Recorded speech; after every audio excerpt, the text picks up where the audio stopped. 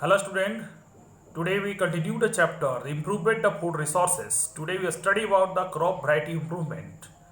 The crop variety improvement by the improvement of the quality by the following way. The first is the variety the tolerant in high salinity or the development. Second is variety grow in diverse climate conditions and development. They are the high variety crop improvement by the three mainly way. First of all the breeding, second is genetic engineering, and third in the hybridizations. बच्चों, हमने बताया था कि पिछले video में कि जो crop जो होता है ये इम्प्रूवमेंट होता है, उसके जो तीन बेसिक पॉइंट है, एक तो crop variety improvement, second crop production improvement और तीसरा क्रॉप प्रोडक्शन मूवमेंट और तीसरा क्रॉप प्रोटेक्शन मैनेजमेंट। तो ये जो हम क्रॉप वैरायटी इम्प्रूवमेंट मैंने बताया कि तीन वे होता है। इसे कहने मतलब वैरायटी मतलब उसकी क्वालिटी, मतलब बीज अगर अच्छे होंगे तभी वो कहने का मतलब है कि वो अच्छा हम ग्रो कर पाएंगे। तो इसके लिए जो होता है वो तीन चीज़ जो होता है, एक तो पहला बात मैंने ब्रीडिंग।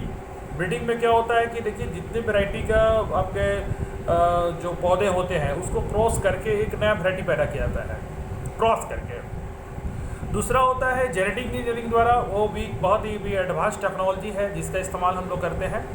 ठीक है, ये सब तरीके जो होते हैं। और एक तीसरा है आपका जो हाइब्रिडाइजेशन द्वारा होता है, इसमें one way the introduce the desirable character into the crop variety by hybridisation, जो हम लोग हाइब्रिडेशन के थ्रू वो इंट्रोड्यूस करते हैं। तो एक बात और भी है कि इसमें आखिर करने की क्यों ज़रूरत है। तो देखिए पहली बात होता है कि new variety crop we adaptive and necessary variety produce the high yielding different conditions and different area. वो कहीं भी कोई भी एरिया में कर सकता है। Farmer need to provide a good quality seed to particular variety, जो बहुत ज़रूरी है।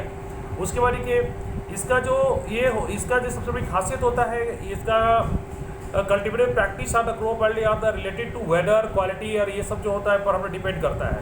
तो इसे वेदर कंडीशन ये जो होता है ये वैरायटी टॉलरेंट होता है और कहीं भी ज़्यादा सॉइल पे कोई भी सॉइल में लग जाता है। और इसका सबसे बड़े दो चार ये सब फैक्टर होता है जो variety improvement of the turn. उसमें पहले बार हाई यील्डर, पहला बात होता है हाई यील्डर का मतलब to increase the productivity the crop in per एकड़। मेरे कहने का मतलब है कि ज़मीन को तो बढ़ा नहीं कर सकते हैं, तो इसमें क्या होता है उसी ज़मीन पर, जिस ज़मीन में खेती हो रही है उसी ज़मीन में उसका ऐसा वैरायटी का क्रॉप पैदा करना है जिससे कहने का मतलब है कि पर हेक्टेयर उत्पादन ज़्यादा हो।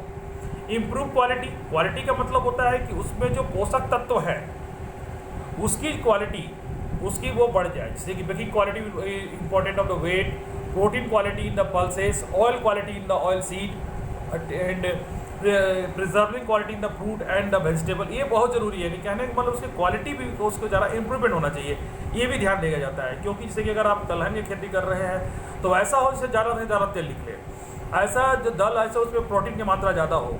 ठीक है, ये सब बायोटिक एबायोटिक रेसिस्टेंट, मतलब बायोटिक का मतलब होता है कि डिजीज से, इंसेक्ट से, वो कहने का मतलब वो खराब ना हो। उसका एबायोटिक का मतलब होता है जो आपका जैसे कि पानी कम में भी हो जाए और ज़्यादा ठंडा पड़ने पर भी हो जाए। कभी कभी क्या होता है कि आप खेती किए तो पता चला कि ठंडा ज़्यादा मार दिया या गर्मी ज़्यादा पड़ गई तो भी दिक्कत हो जाता है, उसमें भी रेसिस्टेंट होना चाहिए वो वैरायटी का।